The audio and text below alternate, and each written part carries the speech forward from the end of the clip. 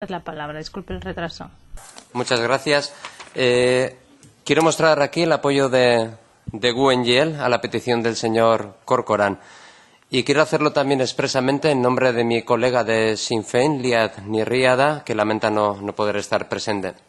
Bueno, hablamos de una petición pertinente y necesaria. Hablamos de garantizar que un bosque fluvial primigenio sea protegido y preservado. Y bueno, creo que lo ha afirmado el peticionario, lo ve también la Comisión. Es un lugar único en Europa, al menos a este lado del río Rin. Desgraciadamente está hoy amenazado, a pesar de que es un espacio europeo protegido por la Directiva sobre Hábitats, que a nuestro entender también no está siendo suficientemente implementada aquí. El señor Corcoran ha explicado sobradamente las amenazas que pesan sobre este espacio.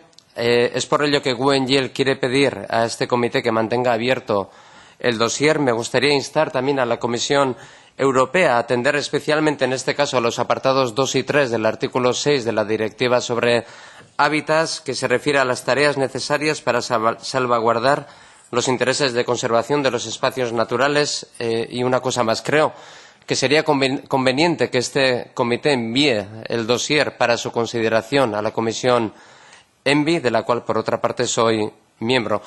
Creo que el representante de la Comisión Europea ha reconocido de algún modo que aún hay trabajo por hacer, hay información por recabar y quizás investigaciones por realizar. De ahí que pidamos que el dossier siga abierto. Creo que este es un espacio muy especial y que cualquier cosa que hagamos será poca y cualquier duda que tengamos debe ser resuelta. De ahí que insistamos en mantener el dossier abierto. Gracias.